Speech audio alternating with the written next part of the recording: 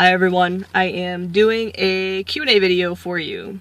I'm going to attempt to respond to this question I got quite some time ago about how I manage my social dysphoria. And part of the reason that it's taken me a while to answer this question is because I don't have a good clear-cut answer for you.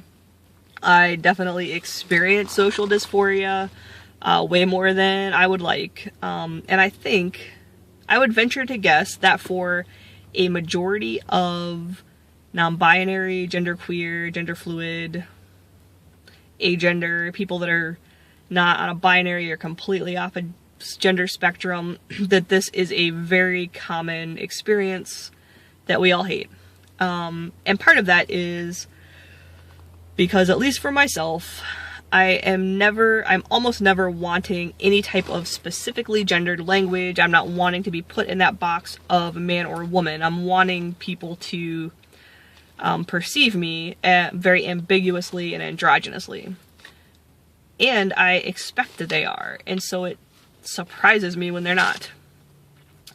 And part of that is because, my social dysphoria has gotten less frequent, but worse in the terms that it's more intense and surprises me when it happens. You would think that by now I would be ready for it to happen and kind of expect it, but no. But part of that is I am, like I said, really lucky and privileged that basically out to everybody. So in my social life, I am in situations where people do correctly perceive my gender. I had to go inside a bank the other day, and the bank teller correctly perceived my gender, at least in terms of she did not use any gendered language, and I could tell she wasn't sure what to use. And for me, that is actually an ideal situation with a stranger.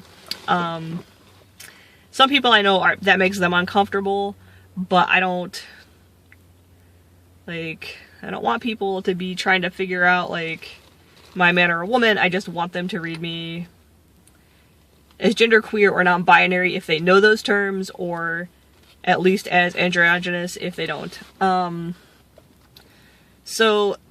But because I am now pretty much dealing with people who do correctly, use my pronouns and such, I forget, or I'm not expecting people to not.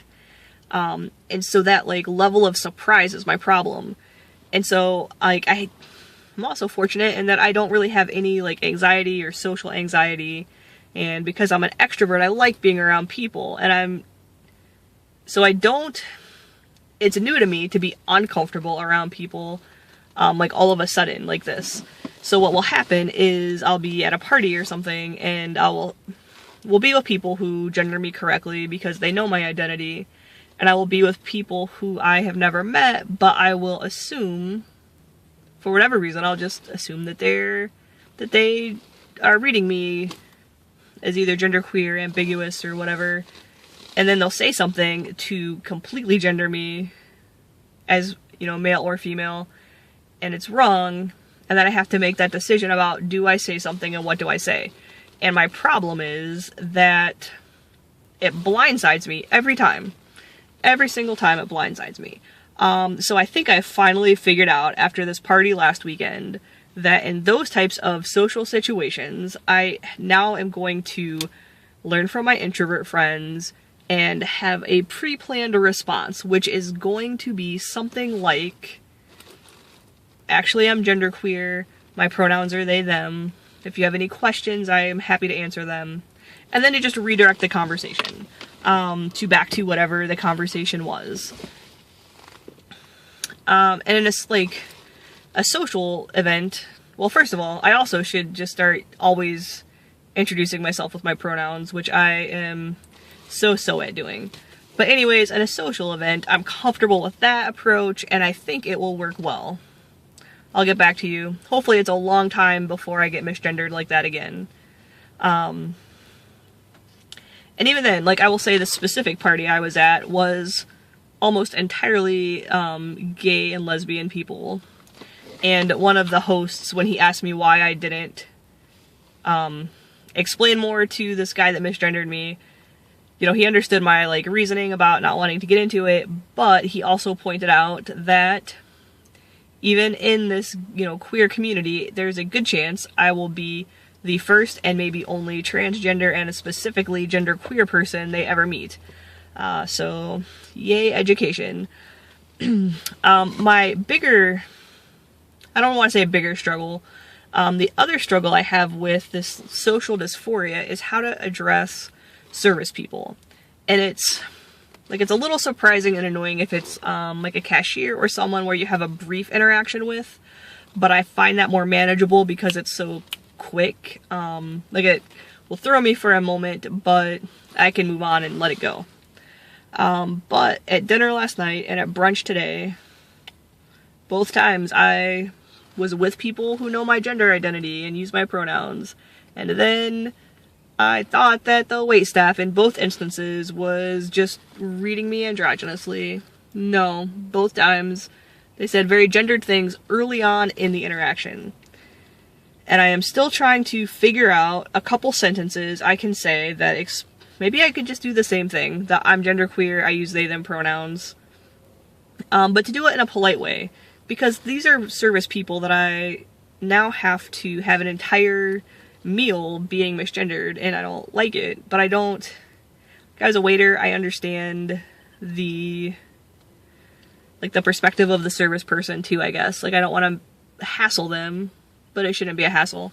But I'm trying to figure out exactly how to word that. But in terms of managing it, I mean, I'm comfortable with who I am, I know my identity. I would say probably also, the fact that I do specifically seek out experiences and people who I know are going to, like, gender me correctly is probably a way of managing it. I just avoid situations where I won't be correctly gendered as much as possible. But at the same time, that's not always realistic. But yes, it really sucks. That moment of, like, I suppose if you are a cisgender person, just imagine what it would be like if all of a sudden someone viewed you as the opposite gender. Like, if you're sitting there in a shirt and a tie and you had your beard and someone called you ma'am, like, it would just feel really weird. Like, if you're trying to understand it from that perspective. Yeah. So I'm getting kind of rambly, so I'm going to cut this video off. But if you have tips for people on how you manage social dysphoria, specifically for trans and non-binary and genderqueer people, things you can say that have worked well, or I guess, like, things if you're someone who benefits from, like, being reaffirmed, like, I don't know, that's not specifically my style, but, like, if you have tips like that, you know, leave them in the comments. If you have further questions for me, I will be happy to answer them. And I hope everyone has a great night.